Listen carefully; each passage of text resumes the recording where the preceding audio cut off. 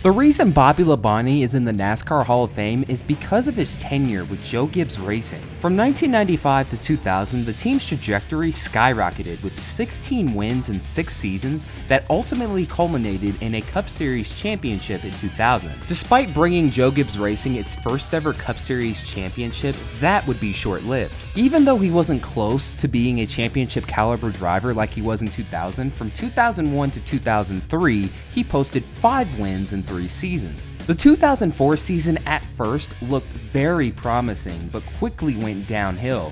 Almost making the inaugural chase brought a lot of hope that he would improve in 2005. What ended up happening was an absolute collapse with both driver and team. In 2005, his only wins came in the NASCAR Craftsman Truck Series at Martinsville, as well as beating the one and only LeBron James on NR 2003. Gotta take those victories wherever you can get them, but ultimately what happened in 2005 ended up being Bobby Labonte's worst season driving for Joe Gibbs Racing in his entire career. Mark Martin started 32nd. Smoke out of the 18 car off of turn 4. That's big. Bobby Labonte going up, smoke out both tailpipes, caution flag. That looks terminal. It's coming out both sides of the car, which is where the exhaust pipes are.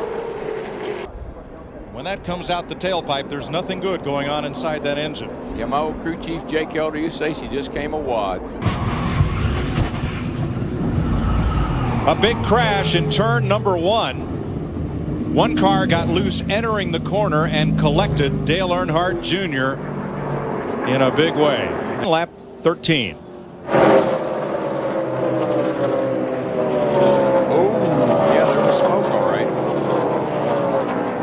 That was a hard lick. It really was, and boy, Junior just tried to move up a little too quickly and caught the back of Vickers's car.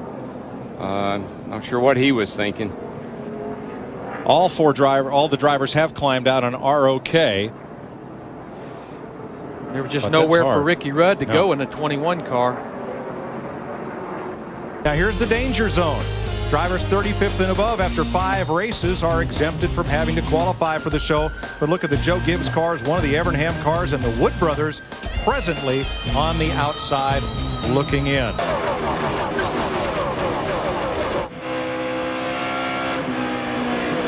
Trouble back straightaway. Car around.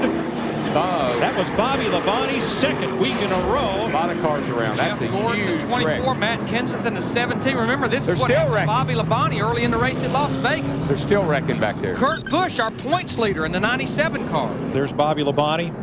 And remember, Mike, you showed in the beginning in the points, Bobby Labonte's not even in the top 35 right now. Well, it's Casey Mears that got loose first. I think that really started a little further up with those guys reacting to what they saw.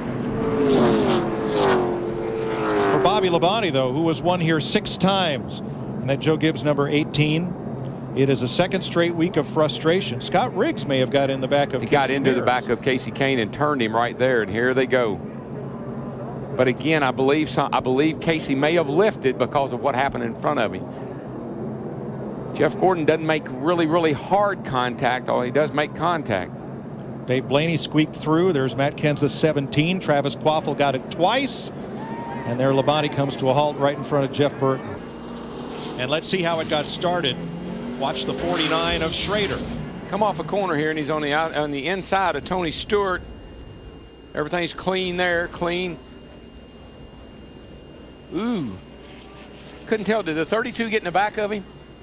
I think so. That's what it looked like. Rusty sneaks through with minimal damage. So does Jeff Gordon. Michael Waltrip got hit. Kurt Busch has got damage, but not a lot, I don't think. A lot of smoke from Labonte now. Yeah, I don't think he can last.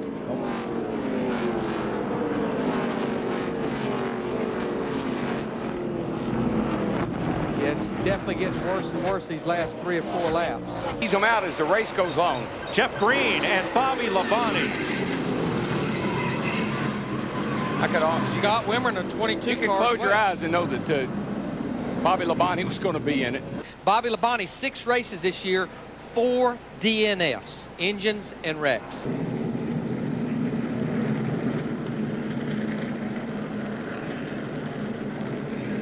Carl Edwards and Robbie Gordon just squeaked through. And, you know, you can look at it and you can say, well, why didn't Mark back off? That's a point over there where there's nothing you can do. That guy in the 43, Jeff Green, he probably had to pedal it a little bit. Mark got into him. Said Carl Edwards. Actually, that was Casey Mears who just slipped through there in the green car. Jimmy Johnson and caught there in the middle on the squeeze. Mike Wallace in the 4 car, and it was crazy go nuts. 25 cars involved, more than half the field. Every driver was okay, though, and you'll see an onboard on Tony Stewart showing how close in the 20 car he came to getting hit from behind. Oh, he did an excellent job right there. You'll take a look. He's down low. These are the 25 cars, drivers that were involved, and those in yellow are ones that did not make it back out onto the track. Yeah, damage too bad, but you see the rest of the guys that went in because of the big one. Now, we said Bobby Labonte stayed out to lead a lap. He is 34th in Nextel Cup points. You need to be in the top 35 in points to avoid having to time trial your way into the field. In other words, to have a guaranteed starting spot next week at Darlington. So those 5 bonus points he just picked up for leading a lap could be very important to Labonte. Bobby Labonte slowing in turn 1. It's a real scattered out restart. Oh, it was. If it wasn't for bad luck, Bobby Labonte would have none at all. Because it looks like Bobby Labonte in the 18 car may make it to pit road. But remember, Kevin Harvick is 29, one of the few cars that elected to go with 4 tires instead of 2 on that last pit stop. For Gibbs Racing, it had become the worst of times. Jason Leffler had failed to qualify at Charlotte. But then, fortunes began to look a little different. This car was green the other day, and when Jason Leffler didn't make the show, they wrapped this car in the FedEx colors. And I just think that shows great cooperation between the Joe Gibbs Racing sponsorship. Who's going to win the Coke 600? Look at that 18 car, Bobby Labonte. Come on now. Bobby Labonte trying to win for the first time in the last 48 races. I just don't think that Bobby Labonte can make his Chevrolet wide enough to keep Jimmy Johnson in his rearview mirror. Here comes Johnson. He's going to race to the outside, side by side, and down to the stripe. Jimmy Johnson will win the Coca-Cola 600 by a half a car length. Stop, bud. And for Bobby Labonte, your heart has to go out. This guy has endured a heck of a drought. Bobby Labonte's night had come up inches short, but Gibbs Racing had turned the corner. I think Bobby Labonte has got some kind of problem out here, Mike. Yeah, he went into turn 3 really slow and log jammed everybody behind him, Darrell. Might he have cut a tire? No, I think it's worse than that. He's going to the garage. I think he slowed down, turned right down at the end of the pit wall into the garage. Right. My. After such a great run last week, second place, had a chance to win that Coke 600 in the garage. Pretty much looks like he knows it's terminal, something terminal with the engine or something. The car in the wall, it's Bobby Labonte in turn 2. Caution. At lap 199, caution is out, and we are going to have to check with NASCAR to see if we have already entered the green flag checker scenario. So caution comes out with the white. We get one shot at a green-white checkered. And the question will be, did we already have it when the green came out with 2 to go? Well, Carl Edwards thinks we did. You get one attempt, and then that was the one attempt. Exactly. That was the one attempt. I mean, that should be the race. It is. Dave Burns, what do you got? Bill, Jeff Gordon's guys were up on the pit wall. He was going to come into the pits, and he was trying to signal the field. I better not hit him. I'm going to move up the racetrack. He moves up the racetrack right in front of Mark. Mark goes to the right, starts sliding, gets in the wall, and then Bush, Riggs, everybody gets involved. And it happens that fast. I mean, when you're out there and you're running and you see a guy slide up in front of you, you turn that wheel a little bit, and that car will go in a 4-wheel drift, just like it happened to Mark, and there's nothing you can do. Want to let you know pit road is closed. Guys with damage are there, but the guys that made it through and are not damaged. Bobby Labonte has brought out the caution here at the Brickyard. This is the right front tire problem on the 18 car. He's lost the air pressure in the tire, which causes the car to go straight in the wall. Yeah. And he will go straight to the garage. Dave? And the sad note from Bobby Labonte, I'm going to the garage. It's over. After he was running top 10, guys, again, for a team that has not run well this year, to have a great finish at Pocono 2 weeks ago, and then to come here and run in the top 10 again, and now this. It's already over. Just like the day. Looks like it happened going in turn 3.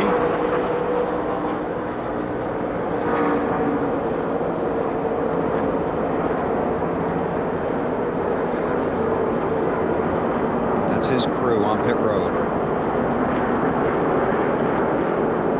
And now Matt Kenseth on the inside of Carl Edwards. They're trying to make it 3 wide. Yikes! Is that smoke coming out of the engine of the 18 car? No, that was brakes, I'm pretty sure. Because I saw it happen a lap earlier. He's slow. He's in the wall. Bobby Labonte in the wall. You're right, Wally. Caution is out. I saw that smoke on the restart. I thought maybe he had an engine or some problem.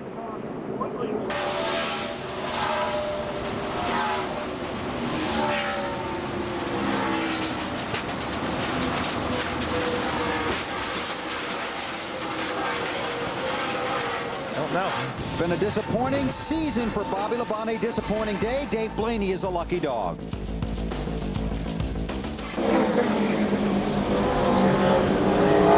The caution has just come out here at Homestead. Bobby Labonte, a spin on the backstretch. Some damage to the right rear of the 18 car. I see some water coming out. Does that look like water coming out on overflow, the 18, but it has gone away. He just got loose by himself. Car got sideways, broke away from him when he was hard on the throttle.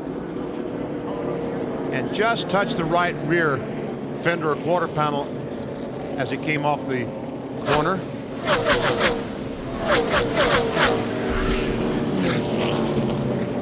His 2005 stats are this: 0 wins, 4 top 5s, 7 top 10s, an average finish of 22.7, and had a dismal 10 DNFs with a 24th place points finish. After 2005, Bobby Labonte moved on from Joe Gibbs Racing, but it didn't get any better once they signed JJ Yeley. But once Kyle Busch was brought onto the team in 2008, the 18 has not looked back ever since. Bobby Labonte helped set the foundation for Joe Gibbs Racing for many years to come. Unfortunately, it just ended in one of the worst seasons ever.